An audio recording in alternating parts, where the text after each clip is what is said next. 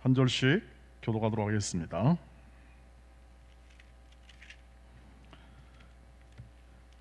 바울이 아덴에서 그들을 기다리다가 그 성에 우상이 가득한 것을 보고 마음에 격분하여, 회당에서는 유대인과 경건한 사람들과 또 장터에서는 날마다 만나는 사람들과 변론하니, 어떤 에피쿠로스와 스토아 철학자들도 바울과 쟁론할세 어떤 사람은 이르되 이 말쟁이가 무슨 말을 하고자 하느냐 하고, 어떤 사람은 이르되 이방인들을 전하는 사람인가 보다 하니, 이는 바울이 예수와 부활을 전하기 때문이로라. 그를 붙들어 아레오바고로 가며 말하기를, 내가 말하는 이 새로운 가르침이 무엇인지 우리가 알 수 있겠느냐? 내가 어떤 이상한 것을 우리 귀에 들려주니 그 무슨 뜻인지 알고자 하노라 하니, 모든 아덴 사람과 거기서 나그네 된 외국인들이 가장 새로운 것을 말하고 듣는 것 이외에는 달리 시간을 쓰지 않음이더라. 바울이 아레오바고 가운데에 서서 말하되, 아덴 사람들아, 너희를 보니 범사에 종교심이 많도다. 내가 두루다니며 너희가 위하는 것을 보다가 알지 못하는 신에게라고 새긴 단도 보았으니, 그런즉 너희가 알지 못하고 위하는 그것을 내가 너희에게 알게 하리라. 우주와 그 가운데 있는 만물을 지으신 하나님께서는 천지의 주제시니 손으로 지은 전에 계시지 아니하시고, 또 무엇이 부족한 것처럼 사람의 손으로 섬김을 받으시는 것이 아니니, 이는 만민에게 생명과 호흡과 만물을 친히 주시는 이심이라. 인류의 모든 족속을 한 혈통으로 만드사 온 땅에 살게 하시고 그들의 연대를 정하시며 거지의 경계를 한정하셨으니, 이는 사람으로 혹 하나님을 더듬어 찾아 발견하게 하려 하심이로되, 그는 우리 각 사람에게서 멀리 계시지 아니하도다. 우리가 그를 힘입어 살며 기동하며 존재하느니라. 너희 시인 중 어떤 사람들의 말과 같이 우리가 그의 소생이라 하니, 이와 같이 하나님의 소생이 되었은즉 하나님을 금이나 은이나 돌에다 사람의 기술과 고안으로 새긴 것들과 같이 여길 것이 아니니라. 알지 못하던 시대에는 하나님이 간과하셨거니와 이제는 어디든지 사람에게 다 명하사 회개하라 하셨으니, 이는 정하신 사람으로 하여금 천하를 공의로 심판할 날을 작정하시고 이에 그를 죽은 자 가운데서 다시 살리신 것으로 모든 사람에게 믿을 만한 증거를 주셨음이니라 하니라. 그들이 죽은 자의 부활을 듣고 어떤 사람은 조롱도 하고 어떤 사람은 일에 대하여 내 말을 다시 듣겠다 하니, 이에 바울이 그들 가운데 떠나매 몇 사람이 그를 가까이하여 믿으니, 그 중에는 아레오바고 관리 디오누시오와 다말이라 한 여자와 또 다른 사람들도 있었더라. 아멘. 오늘 이 바울과 또 그 모든 이 바울의 복음 전함이, 특별히 아덴에서의 복음 전함이 잘 이 내용 가운데 실려 있는 것을 볼 수 있습니다. 또 밀려서 베살로니가, 그리고 또 계속해서 베레아, 또 베레아에서 유대인의 또 선동을 통해서 더 이상 있을 수 없게 되자 먼저 바울을 아덴으로 보냅니다. 그리고 지금 아테네, 지금 그리스의 아테네 지역인데, 그 아테네 지역에서 바울이 선교팀 일행을 기다리고 있었습니다. 기다리고 있다가 그 안에, 그 성 안에, 아테네 성 안에, 그 시 안에 있는 수많은 우상을 보게 됩니다. 그 우상이라는 것은 다름이 아니라 수많은 신전, 즉 그들은 그리스 로마에 관련된 신들을 섬기고 있었고, 여러분 포세이돈, 바다의 신 아십니까? 이런 신들, 이런 많은 수많은 신들이 있었는데, 그런 신들을 섬기는 것을 보면서 바울이 격분했다, 이렇게 성경은 기록을 하고 있습니다. 여러분, 우상을 보고 격분하는 것, 왜 바울이 우상을 보고 격분했을까요? 그것은 그 마음은 안타깝고 또 괴로운 마음의 분노였을 것인데, 인간이 처한 현실 속에서 사람들이 살아가는 그 우상을 섬기는 그 삶을 보면서 그런 마음이 들어왔을 것입니다. 왜 바울이 그렇게 그 우상을 보며 격분했는가 하는 부분을 먼저 살피고, 그 다음에 그것으로 인하여 나타난 복음 증거를 살펴보도록 그렇게 하려고 하고 있습니다. 기본적으로 사람이 우상을 섬기고 사람이 이렇게 그 우상을 이렇게 절하고 경배하는 그 이유는 뭐냐면, 사람이 불안하기 때문에 그렇습니다. 내일이 불안하기 때문에 자신의 안전을 확보할 수 없고 내일의 모든 평안을 확보할 수가 없습니다. 내일을 일이 알지 못하기 때문에 내일 어떤 일이 벌어질지를 알지 못하고 불안할 수밖에 없는 것이죠. 그 불안함을 해소해야 합니다. 안 그러면 사람이 살 수가 없죠. 불안함을 해소하려면 어떻게 합니까? 그 불안의 요소를 제거해야 되는데 평안이라든지 혹은 또는 안전의 확보, 이런 것들이 굉장히 중요하죠. 그런데 그 안전하고 그리고 또 평화롭고 그리고 개인의 번영 혹은 또는 행복, 이런 것을 위하여 나보다 좀 힘이 세거나 혹은 또는 권위가 있거나 혹은 영향력이 큰 것에 대하여 그것을 만들거나 그것을 개념화시켜서 그것을 섬겨 자신의 평안을 구하는 것, 이것이 바로 우상이 만들어지게 된 근거가 되고 배경이 되는 겁니다. 개인의 불안함이라고 말씀드렸습니다. 그래서 결국 사람이 그것을 만들어서 그 불안함을 해소한다는 것이죠. 그런데 그게 해소가 됩니까? 해소가 되지 않고 그때뿐이죠. 잠시 편한 것 같은데 말이 없습니다. 우상이라는 것이, 다시 말하면 돌이나 혹은 바람이나 혹은 또는 만들어낸 개념화된 신들이 이 세상에 영향을 미치는 것이 아니더라는 것이죠. 전부 다 관념 속에, 생각 속에 있을 뿐이고 응답하거나 인격적이거나 말하거나 그렇지 않습니다. 그래서 섬겨보다가 아니라고 발뺌하기에는 너무 시간이 지나고 그 삶을 되돌이키기 어려운 것이죠. 인생의 짧음과 그 유한함 속에서 결국 그렇게 살아갈 수밖에 없는 것이고, 이 당시 아테네에도 그리스 로마 신들을 포함해서 수만 개의 신전과 어떤 지역은 약 7만 개에 달하는 그러한 신전이 있었다는 이 학자들의 보고를 들어보면 그 당시 사람들의 삶의 방식을 충분히 이해할 수 있을 것입니다. 바울은 바로 전능하신 하나님, 그리고 오늘 이 말씀에 나오지만 모든 평안과 그리고 번영의 근거가 되시는 하나님을 알지 못하고, 하나님을 알지 못한 채 자기 뜻대로 자기 생각대로 이 세상의 방식으로 삶을 살아가며 우상을 섬기는 것을 보고 인생을 허비하는 것이죠. 인생을 허비하고 그 시류에 따라 살아가는 그 삶의 내용을 보고 안타깝고 괴로운 마음이 들어 오늘 격분이라는 말로 바울이 표현하고 있는 것을 볼 수가 있습니다.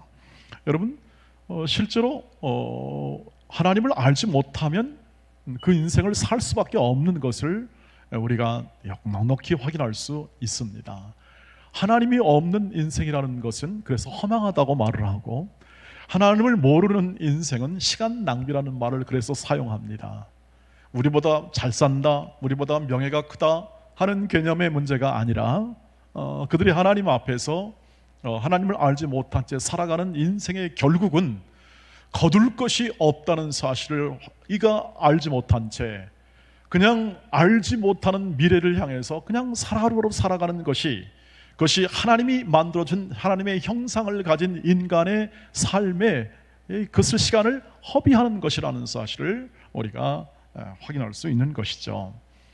그래서 저와 여러분이 걸어가는 길 속에 인생의 허망함이라든지 혹은 빈 인생, 헛된 인생에 관한 이 잠언서에 나타나는 것처럼 이것을 말할 때에 하나님 앞에 서를 것을 말하는 것이고, 우리보다 그 모든 것에 의해서 모든 세상의 명예와 소유와 권력은 더 많을 수는 있으나 그 인생의 결국은 하나님 앞에서 빈손의 허무함을 생각하고, 우리도 예수를 안 믿거나 혹은 가정 안에서 혹은 또는 시간을 그렇게 보내는 사람에 대한 우리의 마음이 하나님께서 생각하는 이 안타깝고 그리고 모든 사람을 다 하나님께로 돌아오게 하라 하는 그 마음의 그 다짐이 바로 여기서부터 출발해야 할 것이라고 생각합니다. 바울이 그래서 이제 그런 마음이 드니까 어떻게 합니까? 저주합니까? 그렇지 않았습니다. 복음을 전하는 것이죠. 복음을. 그래서 이제 복음을 전하는데 생명의 복음이고 그들이 살아가며 그리고 회복하며 구원받을 복음을 증거하게 되는 거죠. 그 마음속에서 복음을 증거하는데, 오늘 바울이 전한 이 복음의 핵심은 무엇입니까? 오늘 바울이 이 기라성 같은 사람들, 다시 말하면 그 당시 아테네는 철학의 본산지이고 그 당시 오늘 말씀에 나와 있지만 에피큐로스 학파와 스토아 학파, 이 두 학파의 양대 학파가 그 본산을 이루어서 계속 그 사회와 그 모든 이 시민사회, 아테네 그 시민사회를 이렇게 이끌었던 가장 탁월한, 그래서 그 현대 철학도 지금 이 시대의 철학에 영향을 받을 수밖에 없었던 그런 인류 문명사에서도 굉장히 탁월한 그러한 철학의 본산이 된 이곳에서 그가 전했던 복음이 무엇일까요? 그것은 오늘 말씀에 나타나는데 18절 말씀에서 한번 그 증거를 찾아보겠습니다. 18절 보겠습니다. 어떤 에피쿠로스와 스토아 철학자들도 바울과 쟁론할세 어떤 사람은 이르되 이 말쟁이가 무슨 말을 하고자 말을 하고자 하냐 하고 어떤 사람은 이르되 이방 신들을 전하는 사람인가 보다 하니 이는 바울이 예수와 부활을 전하기 때문이라. 그러니까 예수 부활을 증거했습니다. 부활의 복음을 증거했다는 것이죠. 여러분 이 말씀을 이렇게 딱 떼어서 드리는 이유는 뭐냐면 사실상 지금 바울이 전한 모든 복음의 핵심이 바로 이 부활에 관련된 용어나 혹은 내용을 가지고 복음을 전했기 때문에 그렇습니다. 나중에 34절에 나오지만 부활의 복음을 전했다는 것을 요약해서 누가가 얘기를 하고 있죠. 그런데 부활의 복음이라는 게 무엇입니까? 부활의 복음이 예수께서 죽으셨다가 다시 살아났다는 사실을 얘기하는 거죠. 이게 말이 안 되는 이야기죠. 지금이나 예나 예수께서 육체로 부활했다, 죽음 가운데 살아났다 얘기하면은 아마 절반 정도 이상은 그건 좀 너무 골치 아프다, 그건 너무 논쟁거리가 되니까 그런 것은 또 뒤로 해놓고 그냥 예수의 사랑을 증거하고 예수의 희생을 증거하자 이렇게 얘기할 수가 있겠습니다. 그런데 바울은요 초대기부터 일관되게 다른 것을 전한 것이 아니라 예수의 죽음과 부활을 전했습니다. 모든 핵심이 그렇습니다.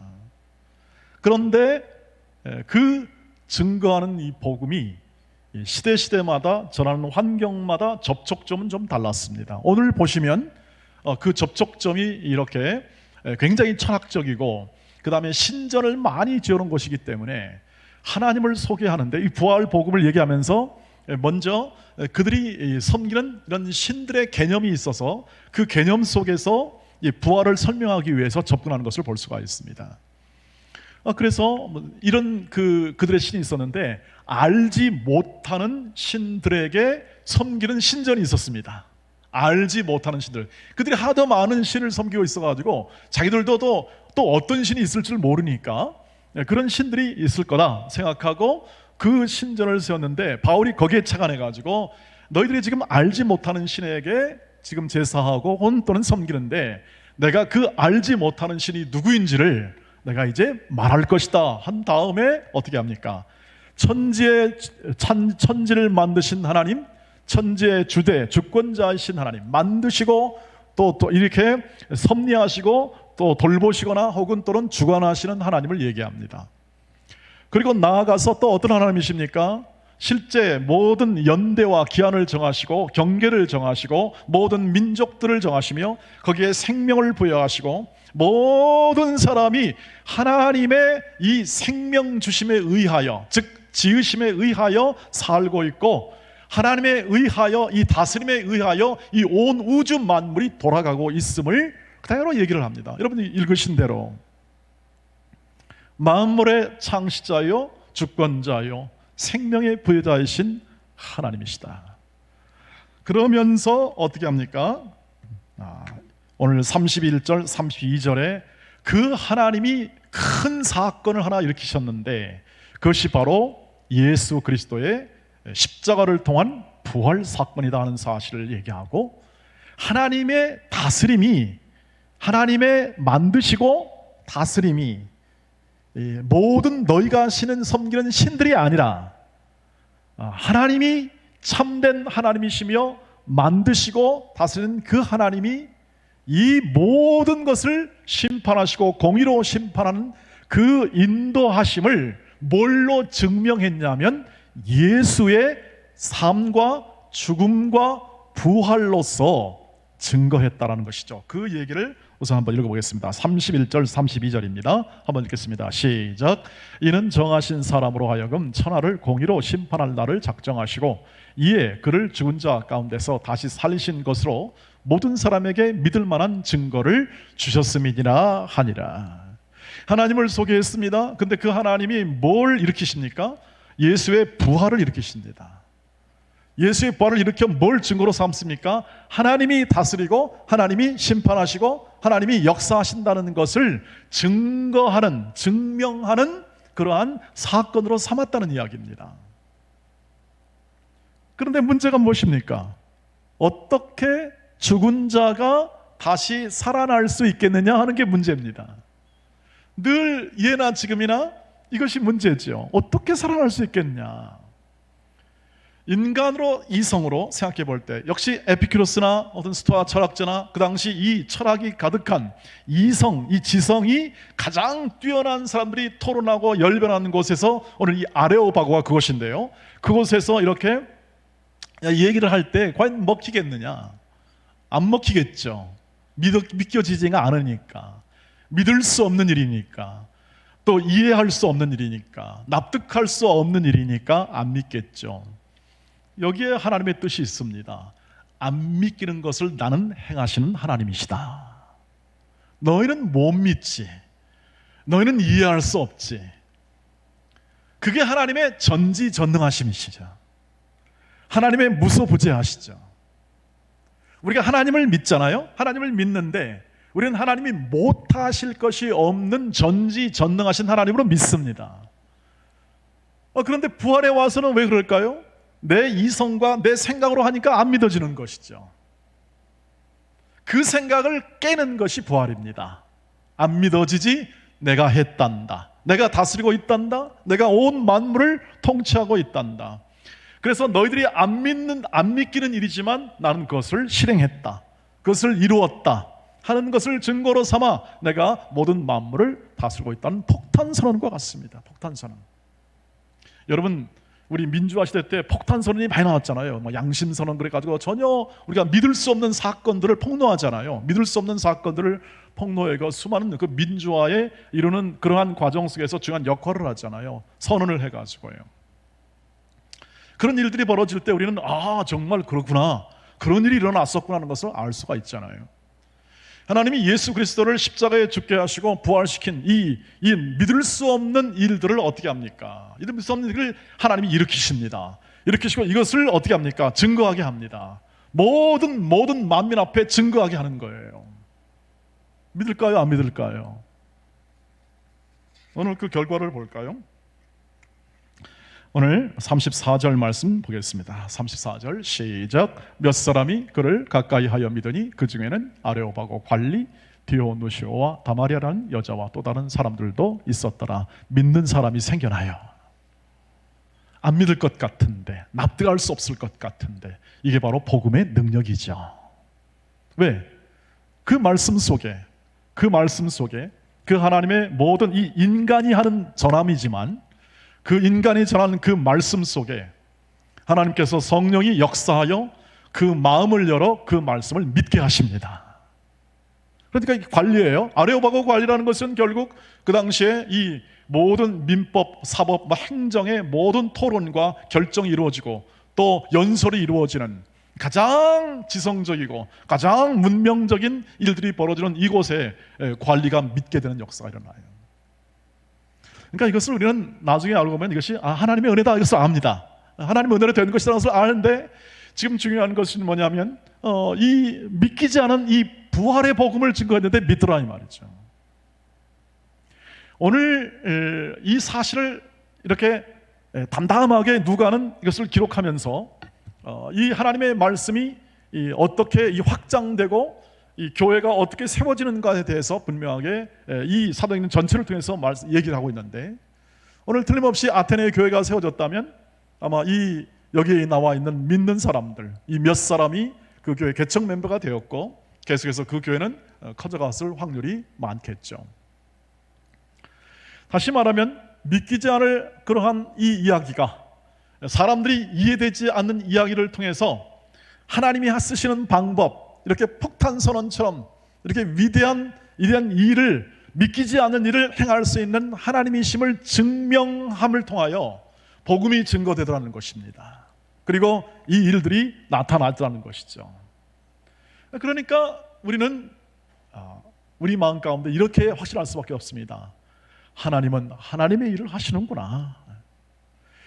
우리가 납득되든지 안 납득되든지 인간의 이성과 내 마음의 모든 조건과 상태에 따라서 다르긴 하겠지만, 그렇다고 하나님의 모든 이 복음이 납득되지 않는 이 사실이 저항을 받아 혹은 때로는 조롱을 받기도 하잖아요, 오늘처럼. 그러나 그 하나님의 뜻은 믿는 사람을 통하여 계속 흘러간다. 흘러가면서 하나님의 뜻을 이룬다는 것이죠.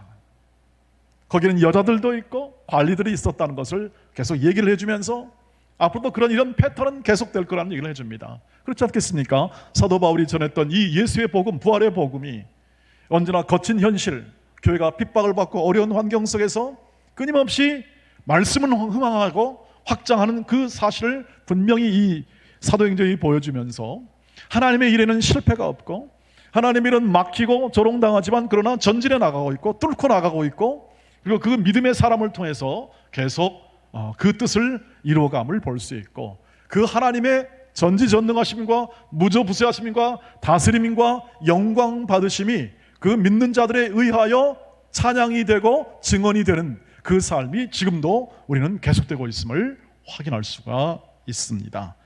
이것이 부활의 복음의 능력이지요. 모든 지식과 모든 학식과 이성과 권세를 깨트리고 넘어 전진해 나가는, 그래서 하나님 되심을 증언하고 하나님이 지금도 다스리고 모든 만물을 구원하시는 하나님이심을 신뢰하는 사람들을 세워나가시는 하나님의 뜻이 이루어지는 모든 것을 우리가 이 말씀을 통해서 확인할 수가 있습니다. 그런 면에서 오늘 이 바울이 전한 이 부활의 복음을 오늘도 우리에게 허락하신 하나님께 감사합니다.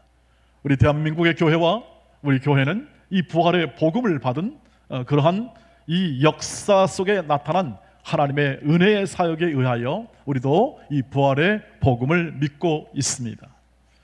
부활절에뿐만 아니라 이 부활을 일으키시고 이 믿을 수 없는 사건을 일으켜 믿게 하시는, 믿을 수 없는 사건을 통해서 믿게 하시는 이 위대하신 하나님의 부활의 복음을 믿는 사람들로 우리가 지금 살아가고 있음을 감사합니다. 세종대왕께서 어제 한글을 만드셨습니다. 한글을 만든 것은 정말 그 시대에 지난한 어려운 일이죠. 정말 어려운 일이었습니다. 그러나 만들어 놓고 보니 어떻습니까? 지금 우리는 세계에서 참 좋은 문자를 보유한 민족이 되었습니다. 그리고 그 영향을 받습니다. K-컬처, K-팝, K로 일변되는 이 한국의 문화나 한국의 노래나 한국의 문학이나 언어나 이 모든 것이 전부 다 이 한국을 통해서 나타나는 것이죠. 위대한 일을 했습니다. 위대한 일을 했어요. 정말 놀라운, 믿을 수 없는 일을 그때 하시는 것이죠. 나라와 민족을 위하여. 여러분, 그래서 우리는 한글날을 가지고 이렇게 기념하지 않습니까? 하나님이 하신 일은 어떤 일일까요? 세종대왕도 못한 일이시죠. 죽은 자를 살리시는 하나님, 한 나라의 문화나 어느 정도가 아니라 온 우주 만물을 회복시키시고 구원하시는 하나님의 그 크신 부활의 능력의 그 은혜를 오늘 우리가 어제는 한글날로 이 세종대왕을 우리가 이렇게 칭찬했지만, 정말 우리가 살아가면서 이 부활의 권능을 통하여 위대한 구원을 이루신, 믿을 수 없는 구원을 이루신 하나님을 우리가 전에는 몰랐으나 그 위대한 일을 행하신 하나님을 알아가면 알아갈수록 우리는 기념하며 감사하며 그분을 찬양하며 영광을 돌리며 예배할 그 마음의 동기가 더 분명해지리라고 확신합니다. 여러분, 점점 세월이 가면 갈수록 이 부활의 능력이라는 것이, 그분이 일으키신 이 사건의 위대한 영향력이 얼마나 큰지를 더 실감하게 됩니다. 우리가 걸어가는 길 속에 이 부활의 복음을 줬는데, 이 부활의 복음이 단순히 2000년 전에 일어난 사건이고 아테네 시민에게 들려진 정도로뿐 아니라 오늘 우리의 삶과 또 우리가 계속해서 이 부활의 복음을 믿는 사람들의 삶 가운데 영원한 영향력을 미친다는 사실도 분명히 확인해야 합니다.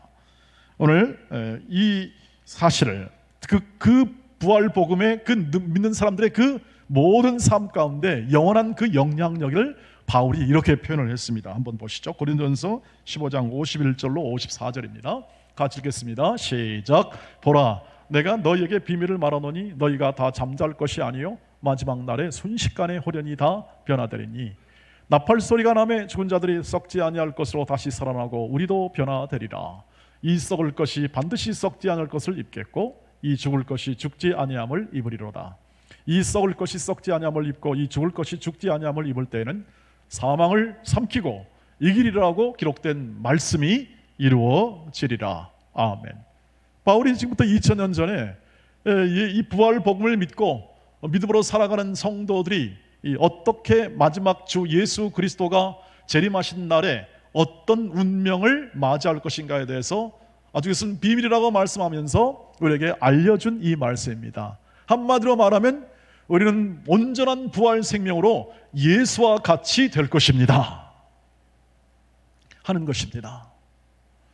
우리가 지금 이 땅을 살아가는 이 삶 가운데 어떠한 모습과 어떠한 모든 환경 그리고 또 우리를 구성하는 모든 이 요소가 있지 않습니까? 우리 구성하는 모든 요소가 어떠하든지 그 믿음의 끝, 우리의 영혼의 구원, 우리의 모든 구원이 완성되어짐, 즉 우리의 모든 삶에서 마지막 날에 이루실 예수 그리스도의 재림의 날에 이루실 것은 뭐냐면 부활의 몸입니다. 그리고 변화된 몸입니다.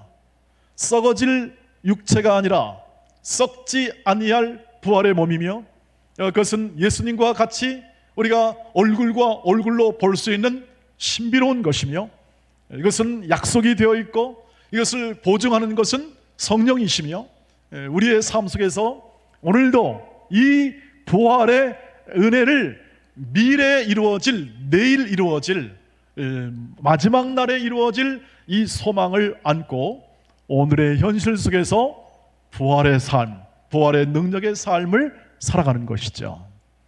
이 부활의 능력 있는 삶이란 뭘까요? 저와 여러분이 누릴 수 있는 부활의 삶이 뭘까요? 내일을 알기 때문에 오늘 두려워하지 않습니다.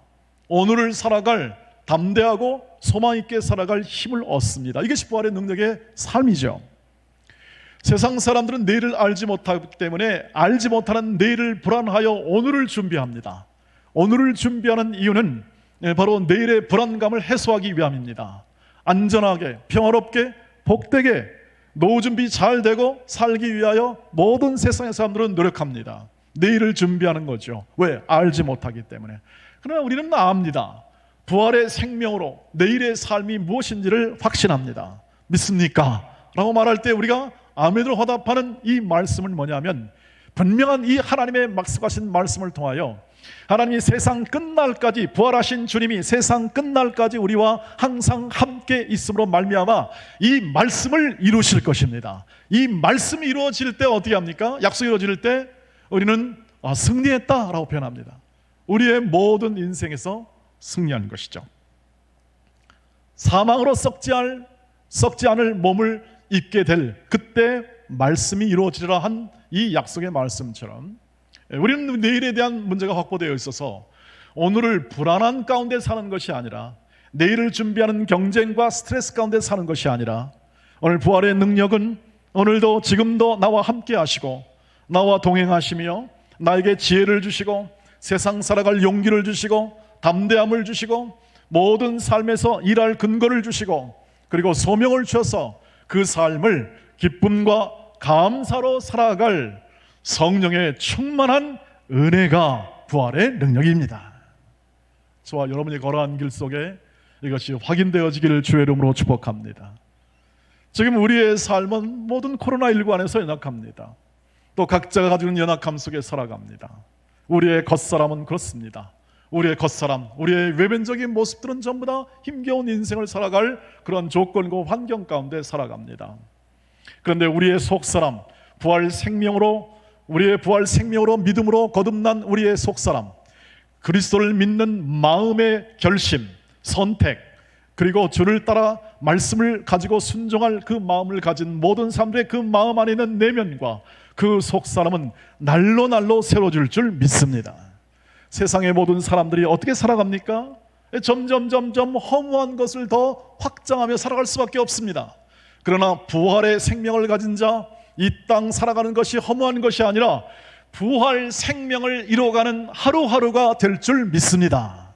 왜? 내일의 부활의 완성을 위하여 오늘의 삶, 준비된 삶은 바로 부활 생명이 하나하나씩 이루어지게 되고, 그리고 결국 호련히 임하는 주 예수의 날에 온전히 이룰 것을 믿으며 오늘 성실하고 충성스럽게 살아갈 동기를 얻는 것이 바로 능력이라는 것입니다.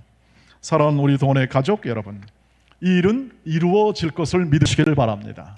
바울은 고린도전서 15장 22절 23절에서 이렇게 말하죠. 사망이 한 사람으로 말미암았으니 죽은 자의 부활도 한 사람으로 말미암는도다. 그러나 각각 자기 차례대로 되리니 먼저는 첫 열매인 그리스도요, 다음에는 그가 강림하실 때 그리스도에 속한 자, 즉 성도가 될 것입니다. 믿으시기를 바랍니다. 이것이 우리의 운명이며 이것이 미래에 이루어질 우리의 결과입니다. 믿음의 결과, 구원입니다. 그리스도가 보증하시고 그리스도가 이루시고 그것을 보증하여 여러분 마음 안에 오늘도 믿음을 주시고 예배하는 그 마음을 허락하신 성령께서 이 일을 이루실 줄 믿으시기를 바랍니다. 그래서 눈이 열리게 되는 것이죠. 미래에 대한 눈이 열리게 되는 겁니다. 우리의 성령께서 우리의 눈을 뜨게 하셔서 그 부활 생명을 바라보게 하시고 그것을 믿게 하시고 그것을 근거로 살게 하시는 겁니다. 여러분이 찬양하고 경배하는 것, 하나님의 그 영광을 찬양하는 것은 성령께서 그 마음을 열어주시고 그것을 행하시고 인도하시기 때문에 여러분의 육신 안에서, 여러분의 정신 안에서, 여러분의 손과 발과 모든 의식 안에서 일하시는 성령께서 그것을 이루어내시는 것이죠. 그러니까 여러분의 인생과 삶이 약하고 부족할지라도 여러분 안에서 일하시는 성령께서 일하시기 때문에 여러분의 조건과 환경의 약함으로 인하여 여러분이 무너지는 것이 아니라 오히려 하나님의 아들 예수 그리스도의 그 뜻을 오늘도 내일도 주 예수께서 다시 오시는 그날까지 성령께서 여러분의 인생을 세밀하게 믿음으로 인도하시는 것이고, 오늘 그것이 바로 부활의 복음을 믿는 믿음이므로 부활 능력이 여러분 안에 역사하는 하나님의 방법이 되리라는 것입니다. 그 성령께서 눈을 뜨게 하십니다. 우리 역사의 눈을 뜨게 하시죠. 여러분, 이 세상들 그렇게 했습니다. 모든 사람들이 이 동양이라는 우리 나라의 경계 속에서 살아가면서 동양 사상을 많이 봤습니다. 그 중에 하나가 윤회 사상 아니겠습니까? 윤회. 사람은 돌고 돈다, 인생은 돌고 돈다, 전생에 뭔 일이 있는지 모르나 또 잘 선행해라, 잘 살아라, 그래서 다음 세대는 좀 저 멋진 생애를 살자, 뭐 이렇게 얘기를 합니다. 이것이 아주 정서화되어 있고 문화화되어 있어서 우리는 자연스럽게 말합니다. 여기 우리 여성도님이 계십니다. 그래서 이렇게 표현하죠. 가끔 여성도님이 다 얼굴들이 환하시기 때문에 정말 예쁜 성도를 보면서 우리 그러죠. 전생에 나라를 구했냐, 뭐 이렇게 말을 하지 않습니까? 이런 표현들이 다 그런 말 아니겠습니까? 전생에 나라를 구해서 너는 이렇게 복을 받냐, 이런 말을 하는데 다 그런 개념으로 나오게 되는 것이죠. 여러분, 그러나 우리는 내일이 결정의 종말이라는 것이 있다는 것을 압니다. 부활의 날이 있다는 것을 압니다. 윤회하는 것이나 돌고 도는 것이 아니라는 것을 압니다. 성령의 인도를 따라 우리의 인생은 완성될 날을 향하여 우리는 한 걸음 한 걸음 더 전진해 가고 있음을 눈을 뜨게 되는 것이죠. 세상은 허물을 확대하고 또 인생의 빈 것 때문에 점점 허무한 인생의 그 결말을 아무것도 추수할 것 없는 그 생각 때문에 점점 허무함이 더 커져가지만, 부활의 능력으로 살아가는 이 약속을 주신 믿음의 사람들은 우리 안에 있는 소망이 더 커지게 됩니다. 주님과 같이 될 소망, 하나님이 나를 인도하셔서 나를 얼마나 크게 하실지, 내 인생을 어떻게 인도하실지 소망이 있는 것입니다. 나와 내 능력과 내 조건이 아니라 하나님의 뜻과 하나님의 인도하심을 따라 이루어지는 것이니, 내가 순종함을 통하여 그 길을 따라가게 될 때 하나님이 이루실 것을 우리가 볼 수 있습니다. 끝이 있으니까요. 늘 이렇게 아무런 결말이 없이 끝없이 도는 것이 아니라, 공허하거나 모호한 것이 아니라 명백한 사실과 명백한 진리 앞에서 우리가 살아가기 때문에 우리는 그 진리가 주는 자유함과 넉넉함을 통하여 우리의 인생에 풍부하게 역사하시는 하나님과 동행할 성실할 마음이 있는 것입니다. 그래서 더 거룩할 수 있습니다. 더 경건할 수 있습니다. 더 청성스러울 수 있습니다. 더 절제할 수 있습니다. 더 겸손해집니다. 더 온유해집니다. 이것이 부활 능력으로 인하여 살아가는 우리의 삶의 열매들이고, 그 삶을 오늘도 누리시도록, 여러분이 누리고 살아가도록 성령께서 말씀을 증거하시고, 성령께서 여러분들의 인생을 통해서, 여러분의 직장을 통해서, 여러분의 모든 교회를 통해서 말씀하시고 깨우시는 거죠. 그리고 인도하심을 믿으시길 주의 이름으로 축복합니다. 그 인생과 삶, 부활의 복음을 가지고 살아갈 인생으로 지금 살고 있으니 여러분 오늘 꼭 이것을 마음에 새기시길 바랍니다. 로마서 8장 37절입니다. 같이 읽겠습니다. 시작. 그러나 이 모든 일에 우리를 사랑하시는 이로 말미암아 우리가 넉넉히 이기느니라. 왜 부활 사건을 일으켰습니까? 우리를 사랑하시기 때문입니다. 왜 십자가 사건을 일으켰습니까? 우리를 사랑하셔서 그랬습니다. 로마서 5장 8절 말씀처럼 우리를 사랑하사, 우리를 사랑하시기 때문에, 우리를 구원하지 않고는 견딜 수 없는 마음으로, 위대한 사랑으로 사랑하기 때문에 그 사랑에서 끊을 자가 없고, 우리는 넉넉히 우리의 이긴 승리한 인생을 바라보며 살아갈 소망과 담대함을 우리 마음 가운데 가지게 될 수 있습니다. 좀 더딜 것입니다.